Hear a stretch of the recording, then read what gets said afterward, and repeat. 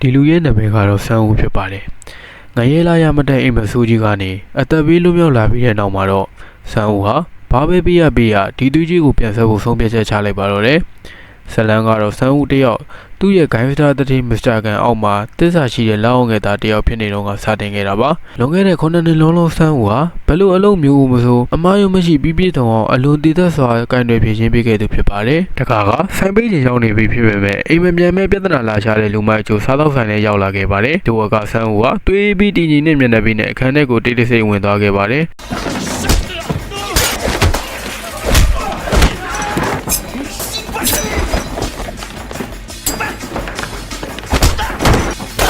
အလုပ်ပြီးသွားတဲ့အခါဆန်းဦးဟာသူ့တတိစီပြန်သွားပြီးတင်ပို့ခဲ့ပါတယ်။ဆန်းဦးဟာမစ္စတာကန်စီကနေအဆုံးမရှိတဲ့ချီးကျူးစကားတွေကိုရရှိခဲ့ပါတယ်။ဒါပေမဲ့မစ္စတာကန်ကတတိပေးလေတန်းနဲ့အခုလိုပြောခဲ့ပါတယ်။ဆန်းဦးမင်းအလုပ်ပေါင်း100ကိုဘယ်လောက်ပဲကောင်းအောင်လုပ်ခဲ့ပါစေ။တကယ်လို့မင်းဘက်ကအနှဲငယ်များသောအမှားတစ်ခုတည်းကိုလုံးမြင်တော့အရာအလုံးကိုငါပြန်သိမ်းပိုက်ပါတဲ့။ထိုကဆန်းဦးရဲ့အသက်လည်းအပါဝင်ဖြစ်ပါတယ်။ထို့နောက်မစ္စတာကန်ကဆန်းဦးကိုအရေးကြီးတဲ့အလုပ်တစ်ခုပေးခဲ့ပါတယ်။မကြသေးမီကမစ္စတာကန်ဟာသူ့ရဲ့ရည်ရွယ်ငယ်လေးမှာတန်တရားပြုတ်ဖွယ်လက္ခဏာတွေတွေ့နေရလို့ဖြစ်ပါတယ်။ဒါကြောင့်မို့သူရည်ရွယ်မှာတခြားယောက်ျားတစ်ယောက်ရှိနေမလားဆိုတာဆန်းဦးကိုလိုဝဆောင်ကြည့်ခိုင်းခဲ့တာပါ။တကယ်လို့အဲ့ဒါသာအမှန်ဖြစ်ခဲ့ရင်ဆန်းဦးအနေနဲ့သူတို့ကိုချက်ချင်းနေရာမှာလည်းအပြည့်ရှင်းရမှာဖြစ်ပါတယ်။ဆန်းဦးဟာအလွန်တရာသတိကြီးစွာထားပြီးမစ္စတာကန်ရဲ့အမိန့်တိုင်းစီစဉ်ထားတဲ့ဟီဆူရဲ့အိမ်ကိုလက်ဆောင်ပစ္စည်းသွားပေးခဲ့ပါတယ်။ဟီဆူရဲ့ကိုလုံးကိုတဲ့ကော်ကြောတစ်ခုချင်းစီကဆန်းဦးကိုတစ်စက္ကန့်မျှပဲမျက်နှာမခက်တန်းငေးမောသွားစေခဲ့ပါတယ်။ဒါပေမဲ့ဒါကသူ့တတိရဲ့မိန်းမဖြစ်နေတဲ့အတွက်ဆန်းဦးအနေနဲ့ရှေ့သက်ပြီးဘာမှမတွေးရခဲ့ပါဘူး။အလုပ်ကိစ္စပြီးရတဲ့သူကရင်ကျေးစွာပဲအကြောင်းပြချက်ပေးပြီးချက်ချင်းထွက်ခွာခဲ့ပါတယ်။ဒါပေမဲ့အမှန်တရားကတော့ဆန်းဦးဟာသူမရိပ်မိခြင်းမရှိစေပဲအလွယ်တကူစောင့်ကြည့်နိုင်မှုအတွက်အပြင်ဘက်ကိုထွက်လာခဲ့တာဖြစ်ပါတယ်။မကြခင်မှာပဲဟီဆူကိုလာကြိုတဲ့ကားတစ်စီးကရုတ်တရက်ရောက်ရှိလာခဲ့ပါတယ်။ဆန်းဦးကမျက်ခြေမပြတ်ပဲသူတို့နောက်ကိုမြင်မြင်ဆန်ဆန်လိုက်သွားခဲ့ပါတယ်။ဆန်းဦးကအနီးနားကစီကားပြီးအတော့ဝင်နေတဲ့ဘာတစ်ခုစီကိုရောက်သွားခဲ့ပါတယ်။ဒီနေရာမှာတော့ဆန်းဦးဟာဟီဆူတယောက်တစင်းယောက်ျားတယောက်နဲ့တွဲကားနေတာကိုမြင်တွေ့ခဲ့ရပေမဲ့အဲ့ဒါပြီးတော့ဘာမှထပ်မဖြစ်ခဲ့ပါဘူး။ညဘက်မှာဆန်းဦးက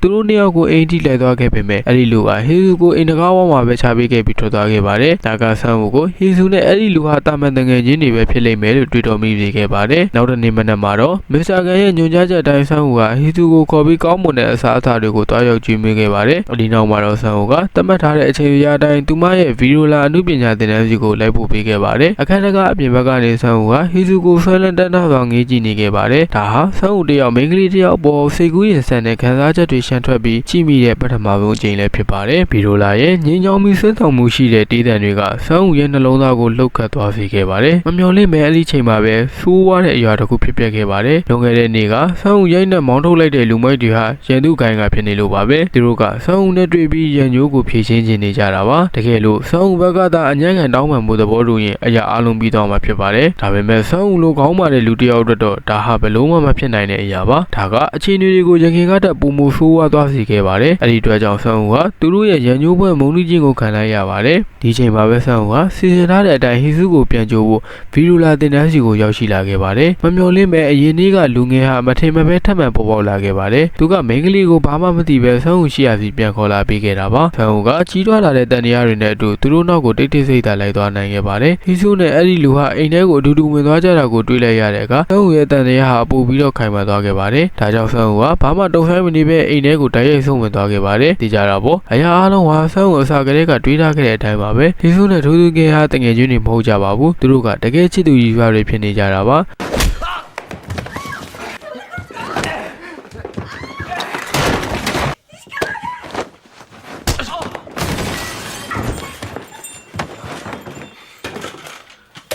ထို့နောက်ဆန်းဦးကမစ္စတာကန်ဗီဖုန်းဆက်ပြီးသတင်းပို့ဖို့နဲ့သူ့ရဲ့ဖုန်းကိုထုတ်လိုက်ပါတယ်။ဒါပေမဲ့ဆန်းဦးဟီဆူရဲ့မျက်ဝန်းတွေကိုမြင်လိုက်ရတဲ့အခါမှာတော့သူ့ဒါကိုမလုပ်ရခဲ့ပါဘူး။တကယ်လို့သူသာသတင်းပို့လိုက်ရင်ဒီမင်းကလေးဟာရရဆက်ဆက်နဲ့ကြည်ကွဲစရာကောင်းအောင်တည်ဆုံးရလိမ့်မယ်ဆိုတာဆန်းဦးသိနေလို့ပါပဲ။ဒါကြောင့်ခဏပြတုံဆိုင်သွားပြီးနောက်မှာတော့နောက်ဟီဆူနဲ့ထိုလူငယ်တို့ဟာတစ်ချိန်တစ်ခါမှထပ်မတွေ့ကြကြီးဆိုတဲ့ဂရီကိုအခြေအနေနဲ့ဆန်းဦးဟာသူတို့ကိုအသက်ချမ်းသာပေးဖို့ဆုံးဖြတ်လိုက်ပါတယ်။ဆန်းဦးကတော့ဒီလိုဝက်ချက်ကိုထိန်းသိမ်းဖို့အတွက်ဘာမှမဖြစ်ခဲ့သလိုဟန်ဆောင်ပေးသွားမှာဖြစ်ပါတယ်။ အပြန်လမ်းမှာဆန်ဦးဟာရှုပ်ထွေးလာတဲ့စိတ်ခံစားချက်တွေနဲ့အတူအများကြီးတွေ့တော်နေခဲ့ပါတယ်ဆန်ဦးကဒီလိုလှုပ်လိုက်ရခြင်းကမိမိကိုယ်ကိုအန္တရာယ်ဆုံးနဲ့တွန်းပို့လိုက်တာမှန်သိနေပေမဲ့ဘာကြောင့်ရင်မှမသိပဲနောင်တမရပဲလို့ဖို့ဆုံးဖြတ်ခဲ့တာဖြစ်ပါတယ်ဆန်ဦးစိတ်မကောင်းဖြစ်နေတော့မှပဲဆိုင်ကယ်စီးလာတဲ့လူတစ်ယောက်ကသူ့ကိုအကြောင်းပြချက်မရှိပဲလာရောက်ရွေးဆောင်လှောင်ပြောင်ခဲ့ပါတယ်ဆန်ဦးကပြဿနာမဖြစ်ချင်လို့လစ်လူရှုဖို့ကြိုးစားခဲ့ပေမဲ့သူတို့ကပို့ပြီးတော့ဖိအားပေးလာခဲ့ပါတယ်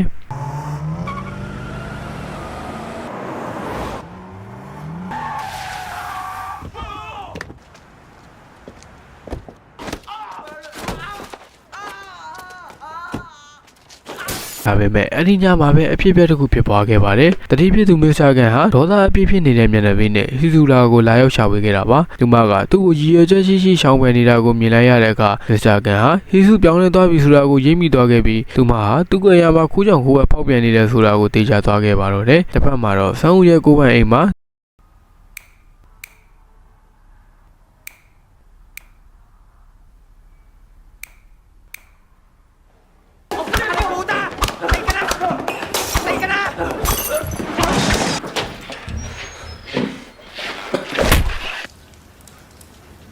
သူနိုးလာတဲ့အချိန်မှာတော့ဆန်ဦးကကျိုးနဲ့တုံထောင်ခံထားရပြီးလီထဲမှာတနားပြအကောင်အောင်ဆွဲခံထားရပါတယ်။သူတို့ကဆန်ဦးကိုအသက်ရှင်ဖို့အတွက်နောက်ဆုံးခွင့်ရတစ်ခုပေးခဲ့ပါတယ်။တကယ်လို့ဆန်ဦးအနေနဲ့အသက်ကိုချမ်းသာပေးဖို့တောင်းပန်ပြီးအရင်ကဖြစ်ပျက်ခဲ့တာတွေအတွက်အနူးညွတ်ဝန်ခံရင်သူ့ကိုချက်ချင်းပြန်လွှတ်ပေးမှာဖြစ်ပါတယ်။ဒါပေမဲ့တောင်းပန်တယ်ဆိုတဲ့စကားနှလုံးဟာဆန်ဦးရဲ့အပိဓာန်ထဲမှာလုံးဝမရှိပါဘူး။ဒါကြောင့်သူတို့ကဆန်ဦးနဲ့အချိန်တန်ပြီးမဖြုံးကျင်တော့ပါဘူး။သူတို့ဟာဆန်ဦးကိုရရက်ဆက်ဆက်နှိပ်စက်ဖို့အတွက်သူတို့ရဲ့ကရိယာတန်ခါပလာတွေကိုချက်ချင်းပြင်ဆင်ကြပါတော့တယ်။ရုတ်တရက်ဆန်ဦးရဲ့ဖုန်းမိလာခဲ့ပါတယ်။ဖုန်းကောဆိုသူကတော့တခြားသူမဟုတ်ပဲမစ္စတာကန်ပဲဖြစ်ပါတယ်။မစ္စတာကန်ကဆန်ဦးကိုအနီးနားကလူသူမရှိတဲ့မြေရိုင်းခွက်တစ်ခုစီခေါ်လာပြီးဖို့ထိုလူမိုက်တွေကိုတောင်းဆိုခဲ့တာပါ။ဆန်ဦးကတော့သူငရဲကန်းထဲကနေလွတ်မြောက်ပြီလို့ထင်မှတ်ခဲ့တာပါ။မမျှော်လင့်ပဲအဲ့ဒီချိန်မှာပဲကြေကွဲစရာအဖြစ်ဆိုးကြီးဆက်ရောက်လာခဲ့ပါတယ်။သူ့ရဲ့ရှေ့မှာမတက်ရနေတာကတော့ဆန်ဦးခုနှစ်နှစ်လုံးလုံးအသက်စာရှိရှိအလုပ်ကြီးပြုခဲ့တဲ့တတိကြီးဖြစ်ပါတယ်။အဲ့ဒီချိန်တုန်းကသူကအမားတစ်ခုတည်းတော့မလုပ်ခဲ့ဘူးပါဘူး။ဒါပေမဲ့ဆန်ဦးကဒီတစ်ချိန်မှာတော့သူတို့ကအကြီးကြီးရောက်ပြီဆိုတာသိလိုက်ရပါတယ်။အကြောင်းကတော့သူဟာဆရာကိုတရင်မဖို့ပဲအဲ့ဒီချစ်သူနှစ်ဦးရဲ့အသက်ကိုချမ်းသာပေးခဲ့လို့ဖြစ်ပါတယ်။မမျှော်လင့်ပဲအဲ့ဒီအမားတစ်ခုကဆန်ဦးကိုယခုလိုကြီးမားတဲ့တန်ဖိုးတစ်ခုပေးဆက်စီခဲ့ရပါတယ်။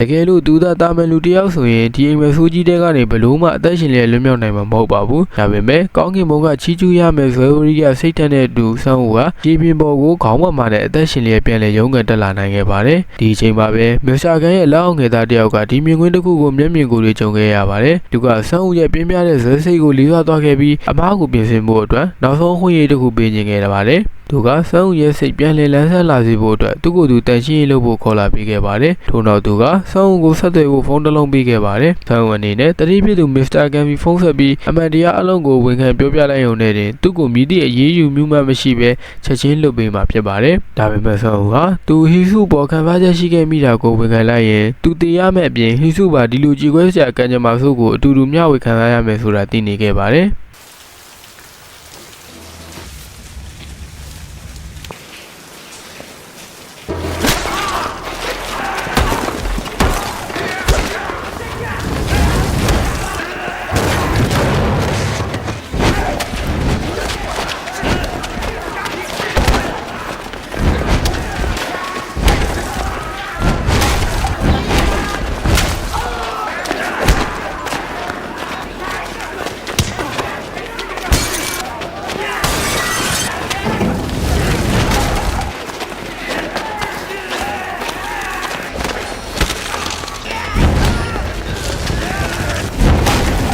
မစ္စတာကန်ဒီသတင်းကိုကြားလိုက်ရတဲ့အခါမှာတော့သူဟာဒေါသတွေအလွန်ကျွံထွက်သွားပြီးပောက်ကွဲသွားခဲ့ပါတော့တယ်။ဆန်ဦးကမစ္စတာကန်အတွက်တစ္ဆာရှိရှိနဲ့နှစ်ပေါင်းများစွာအလုပ်လုပ်ပေးခဲ့ရတာကြောင့်မစ္စတာကန်ဟာဆန်ဦးရဲ့ဇယိတ်တဘာဝကဘလူလဲဆိုတာအလွန်ကောင်းမွန်စွာသိရှိနေခဲ့ပါတယ်။သွေးကြွေးကိုသွေးနဲ့ပဲဆက်ရမယ်။ဒါပေမဲ့မစ္စတာကန်မှာဒါကိုရှောင်လဲဖို့အခြားနည်းလည်းမရှိပါဘူး။သူကသူ့ရဲ့လက်အောက်ငယ်သားတွေကိုနေရာနဲ့မှာဆန်ဦးကိုလိုင်းလံရှာဖွေဖို့ဆေလွတ်ခဲ့ပါတယ်။တစ်ဖက်မှာလည်းဆန်ဦးကသူ့ရဲ့အဆက်အသွယ်တွေကိုအသုံးပြုပြီးတရားမဝင်လက်နက်မောင်းကိုသမားတွေရှိရနေရရှိကိုသွားခဲ့ပါတယ်။ဆန်ဦး ဦးကမစ္စတာကန်ရဲ့တတိကအရေးသွေးမြင့်တနက်အချို့ဝယ်ခြင်းပါတယ်လို့ပြောခဲ့ပေမဲ့ထိုကားရင်ကောင်ကမျောလင်းမထားတဲ့စင်ကုန်မှုတစ်ခုပေးခဲ့ပါတယ်သူတို့နှစ်ဦးတနက်အမြင့်တက်ဆင်တဲ့ပြိုင်ပွဲပြန်ကြရမှာပါတကယ်လို့ဆွမ်းဦးသာနိုင်ခဲ့ရင်သူ့ကိုတနက်ကိုမြည်သည့်ပြဿနာမှမရှိပဲရောင်းပေးမှာဖြစ်ပါတယ်ဒါပေမဲ့ဆွမ်းဦးသာရှုံးခဲ့ရင်တော့လက်ပလာနဲ့အိမ်ပြန်ရမှာဖြစ်ပါတယ်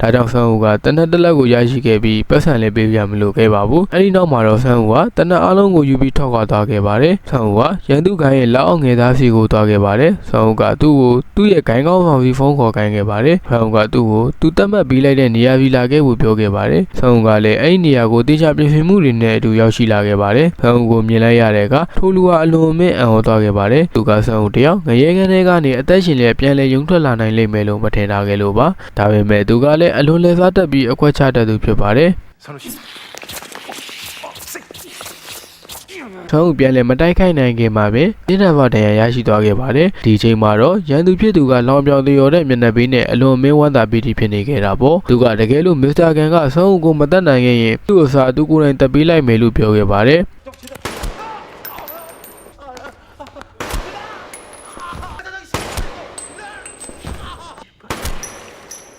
အဲဒီနောက်မှာတော့ဆန်ဦးကအဖိုးကြီးမစ္စတာကန်စီကိုနာကြီးပြကောင်းတဲ့လေသံနဲ့ဖုန်းခေါ်ဆိုခဲ့ပါတယ်။ဆန်ဦးကသူ့ကိုရောက်ရှိလာတော့မဲ့တေးချင်းတရားကိုရင်ဆိုင်မှုပြင်ဆင်ထားလိုက်တော့လို့ပြောခဲ့ပါတယ်။ထိုစကားလုံးကိုကြားလိုက်ရတဲ့အခါမှာတော့ဂိုင်းယိုကြီးကအလွန်အမင်းရှုပ်ထွေးတုန်လှုပ်ပြီးထိတ်လန့်ချောက်ကြတဲ့အခြေအနေတိဖြစ်သွားခဲ့ပါတော့တယ်။သူဟာတနေ့မှာသူကိုယ်တိုင်ဖန်တီးခဲ့တဲ့မိစ္ဆာကောင်ကြီးကိုပြန်လည်ရင်ဆိုင်ရလိမ့်မယ်လို့မမျှော်လင့်ထားခဲ့လို့ပါပဲ။ဆန်ဦးကိုနီလန်မောင်းနဲ့တားဆီးဖို့အတွက်မစ္စတာကန်ကသူ့ကိုကာကွယ်ဖို့သူ့ရဲ့လက်အောက်ငယ်သားအားလုံးကိုစူးစီးစေခဲ့ပါတယ်။ဆန်ဦးကတော့ရှာဖွေဖို့အတွက်အချိန်အများကြီးမပေးလိုက်ရပါဘူး။ဆန်ဦးကမစ္စတာကန်ရှိတဲ့နေရာကိုရှာဖွေတွေ့ရှိသွားခဲ့ပါတယ်။ဆန်ဦးကတပ်ဝင်ကန်ထဲကိုသွားပြီးတနက်အားလုံးကိုတေချာကြည့်ပေးခဲ့ပါတယ်။ထို့နောက်ဆန်ဦးကတွေးတိတ်စီဖို့အတွက်သူ့ရဲ့ဝမ်ဘိုက်ကဒဏ်ရာကိုတည်တည်ချာချာကုသခဲ့ပါတယ်။ပြီးတော့ဆန်ဦးကပြတ်သားတဲ့ကြည့်တွေနဲ့အတူအပြင်ကိုထွေးဖြည်းချင်းရှောင်လန်းထွက်ခဲ့ရာရခင်ကသူ့ရဲ့လက်မောင်းကိုချိုးခဲ့တဲ့လူနဲ့အချိန်ကိုက်တွေ့ဆုံခဲ့ပါတယ်။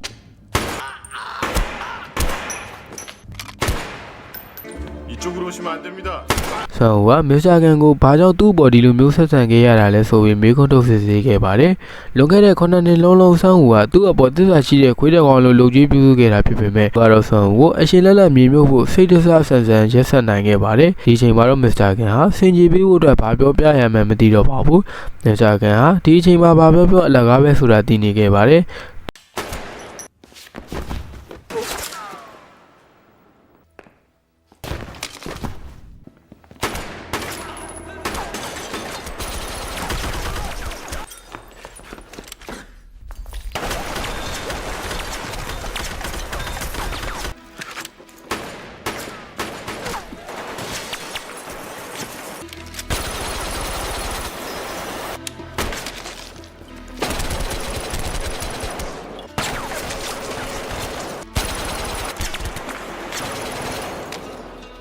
သူ့ရဲ့နောက်ဆုံးနောက်ရပြအချိန်လေးမှာဆန်ဦးကပြည်သူစီကိုနောက်ဆုံးချိန်ဖုန်းခေါ်ဆိုဖို့အတွက်သူ့ရဲ့ဖုန်းကိုထုတ်ဖို့ကြိုးစားနေတော့မှာပဲဒါပေမဲ့ဆန်ဦးကဖုန်းပြေဖို့အတွက်လုံလောက်တဲ့ခွန်အားမရှိတော့ပါဘူး